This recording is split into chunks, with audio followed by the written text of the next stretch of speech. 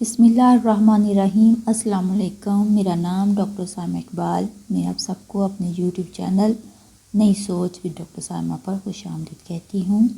آج میرے لیکچر کا عنوان ہے اردو میں نعت گوئی۔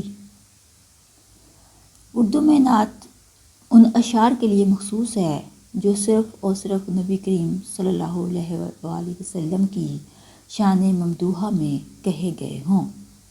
نعت عربی زبان کا لفظ ہے۔ عربی میں اس کے لیے مدح کا لفظ مستعمل ہے۔ اس کے لغوی معنی تعریف یا توصیف بیان کرنے کے ہیں۔ نظم اور نثر دونوں پر اس کا اطلاق ہوتا ہے۔ کسی انسان کی خوبیاں اگر اس کی زندگی میں بیان کی جائیں تو اس کو مدح کہتے ہیں۔ اگر اس کے مرنے کے بعد اس کے اوصاف و مناقب کا ذکر کیا جائے تو اس کو مرثیہ کہتے ہیں۔ لیکن حضور پاک صلی اللہ علیہ وآلہ وسلم کی ذات گرامی اس قاعدے سے مستثنیٰ ہے۔ رسول وسلم انسان کامل ہیں۔ وہ بشری صفات کا نہایت اعلیٰ و عرفہ نمونہ ہیں۔ قرآن کریم خود ان کے اخلاق اور سیرت طیبہ کا آئینہ ہے۔ ایسی عظیم المرتبت شخصیت کے اوصاف و کمالات، فضائل و شمائل کا بیان کرنا کسی معمولی کیا غیر معمولی انسان سے بھی ممکن نہیں۔ اس لیے نعت میں مبالغہ اور غلو کی گنجائش ہرگز نہیں، البتہ غیر محتاط انداز بیان بے ادبی اور گستاخی کے ذیل میں آ جاتا ہے۔ نعت گوئی یعنی رسالت مآب وسلم کی مدح کی ابتدا اللہ کے رسول کے زمانے ہی میں ہو گئی تھی، بلکہ اللہ کے رسول وسلم نے کفار قریش کو حرزہ اسرائی کا جواب دینے کے لیے حسان بن ثابت، عبداللہ بن رواحہ کو جوابی اشعار لکھنے کا حکم دیا، جس کا مرکزی نقطہ مداح رسالت ہی ہوتا تھا۔ عربی میں لفظ نعت کا استعمال سب سے پہلے حضرت علی رضی اللہ تعالیٰ عنہ نے کیا۔ ابتدا میں اس کا نام المدح النبوی صلی اللہ علیہ وسلم تھا۔ عربی کے اہم شاعر حسان بن ثابت ہیں۔ حضرت وسلم میں سب سے پہلے جس نے زبان کھولی وہ حضرت کے مربی و محسن ابو طالب ہیں۔ سیرت نبی میں ابن ہشام نے قصیدہ کے 7 شعر نقل کیے ہیں، جس میں ابو طالب نے پرجوش اشعار میں نبی کریم کی مدح کی اور اپنے خاندان بنو ہاشم کی خصوصیات کا ذکر کیا۔ شعراء نے ہر دور میں اور ہر زبان میں آپ کی شان میں اپنے اپنے انداز سے مدح و توصیف کا نذرانہ پیش کیا ہے اور ثنا خوان رسول وسلم کی مبارک فہرست میں شامل ہونے کا شرف حاصل کیا ہے۔ چنانچہ ہم دیکھتے ہیں کہ حضرت حسان بن ثابت رضی اللہ تعالیٰ عنہ بارگاہ رسالت میں یوں نذرانہ عقیدت پیش کر کے مشاعر رسول وسلم کے خطاب سے سرفراز ہوئے۔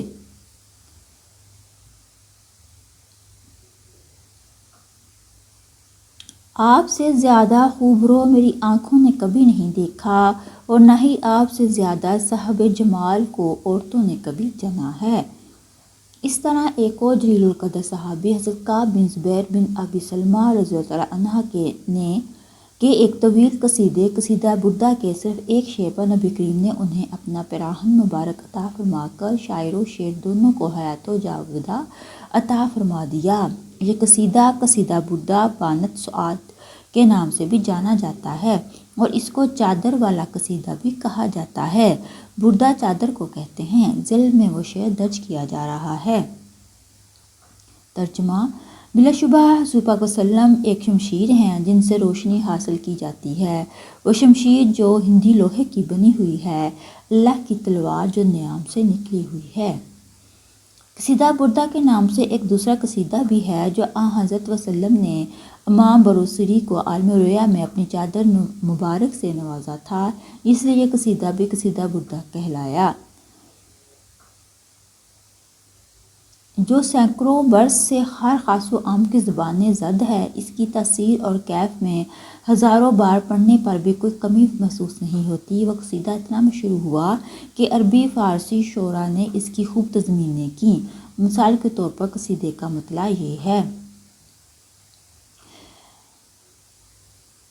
اس کا ترجمہ: تیری آنکھوں سے یہ خون آلود آنسو کیوں روا ہیں؟ کیا ذوالسلم کے پڑوسی یاد آ رہے ہیں؟ یا کاظمہ کی جانب سے کوئی ہوا آئی ہے؟ یا تاریکی میں عزم کی پہاڑی سے کوئی بجلی چمکتی دیکھ لی ہے؟ مذکورہ بلائے شعراء رسول کے علاوہ بھی ایک لمبی فہرست ہے جن کے نعت کو خود رسول پاک صلی اللہ علیہ وسلم نے سماعت فرمایا اور اظہار مسرت سے نعت گوئی کو تقدس و پاکیزگی عطا فرما دی۔ ان میں اشعار عبداللہ بن رواحہ اور عبداللہ بن مرداس کے اشعار سیرت نبی کی تمام معتبر کتابوں میں منقول ہیں۔ اس کے علاوہ حضرت اویس کرنی، حضرت سلمان فارسی، حضرت ابو ذر غفاری اور دوسرے تمام صحابہ کرام آپ کی محبت و عقیدت میں اپنا سب کچھ قربان کرنا اپنے لیے نجات کا ذریعہ سمجھتے تھے۔ حمد کی طرح نعت گوئی کے بھی کچھ آداب ہیں جن کو ملحوظ رکھنا ضروری ہے۔ ان آداب میں حضور پاک صلی اللہ علیہ وسلم کے مرتبے سے آگاہی، روحانی بصیرت اور علمی احتیاط شامل ہے۔ نعت کا موضوع بہت وسیع ہے۔ اس میں حضور پاک صلی اللہ علیہ وسلم کی زندگی اور سیرت کے توسط سے انسانی زندگی کے سارے ثقافتی و تہذیبی پہلو اور سماجی اور سیاسی مباحث در آئے ہیں۔ اس میں حضور پاک صلی اللہ علیہ وسلم کے شمائل و فضائل کے ساتھ ساتھ معمولات نبوی صلی اللہ علیہ وسلم، غزوات نبوی، عبادات نبوی، پیغامات نبوی اور اخلاق نبوی صلی اللہ علیہ وسلم کے بے شمار پہلو شامل ہیں۔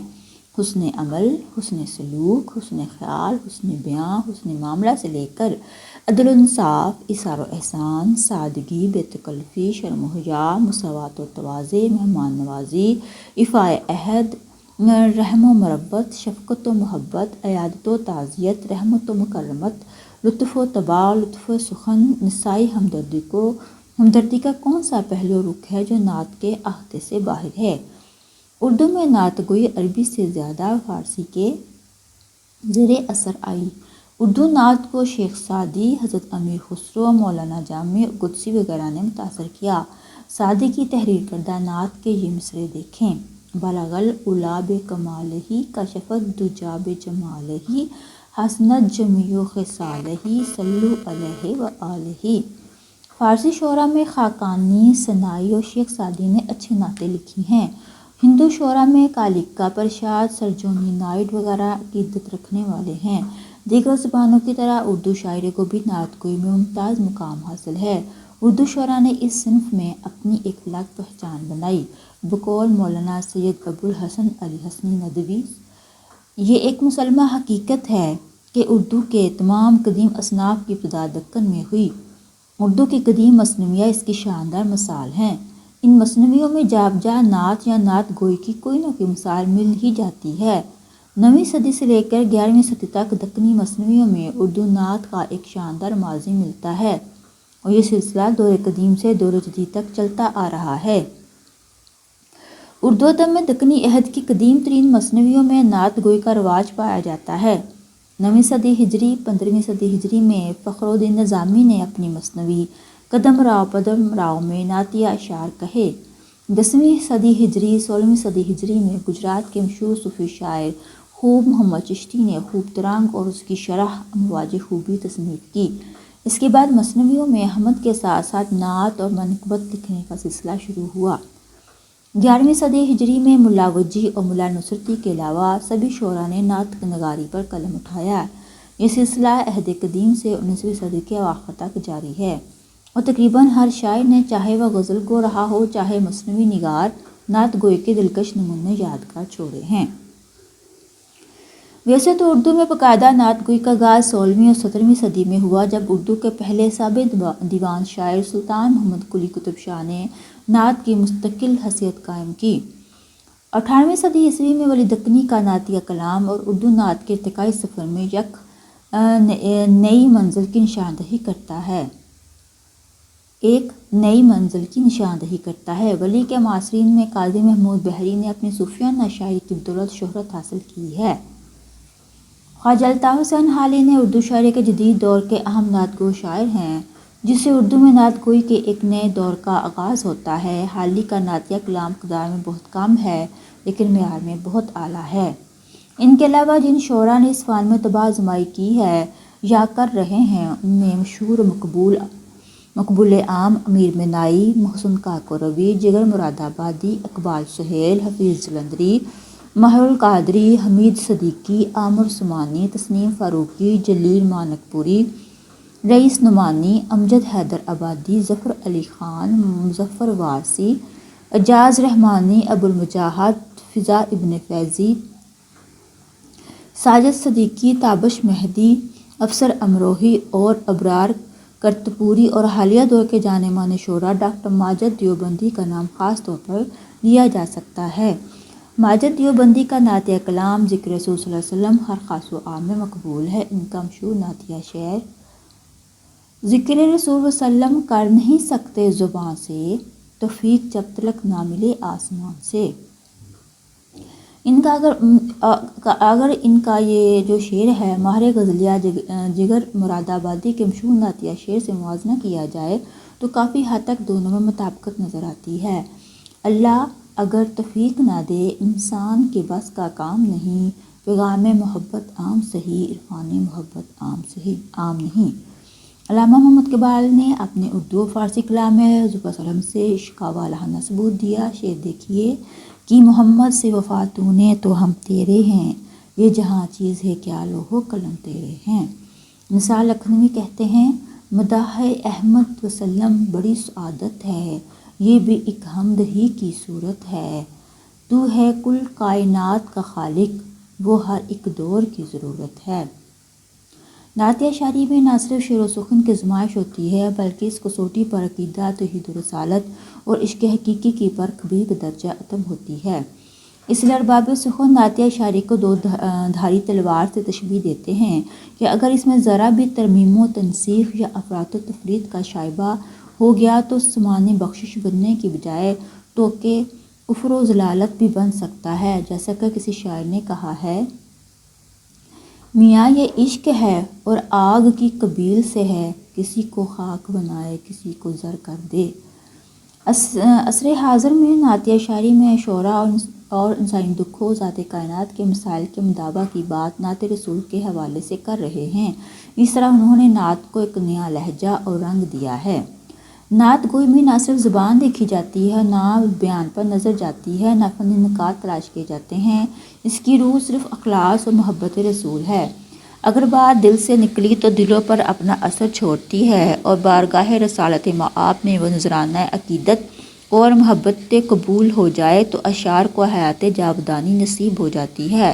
جیسے فارسی میں سعدی، شیرازی، عبدالرحمن جامی، محمد جان قدوسی وغیرہ کی بعض نعتیں اس کی شہادتیں دے رہی ہیں۔ اچھا جی، اب یہاں پہ جی ہمارے لیکچر کا اختتام ہوتا ہے۔ اس لیکچر میں ہم نے نعت، اس کا معنی و مفہوم اور اس کا آغاز و ارتقاء، جس میں عربی، فارسی اور اردو کے جو نعت کو شعراء ہیں ان کا ذکر کیا گیا ہے۔ اس کے علاوہ نعت کے اہم موضوعات پہ بات کی گئی اور اینڈ پہ ہم نے دیکھا کہ نعت جو ہے وہ کسی بھی حوالے سے لکھی جا سکتی ہے، لیکن اصل مقصد اس میں صرف حضور پاک صلی اللہ علیہ وسلم کے سامنے نذرانہ عقیدت پیش کرنا ہوتا ہے۔ تو مجھے امید ہے کہ آپ کو میرے لیکچر کی سمجھ آ گئی ہوگی۔ اس کے ساتھ ہی مجھے اجازت دیں۔ اللہ حافظ۔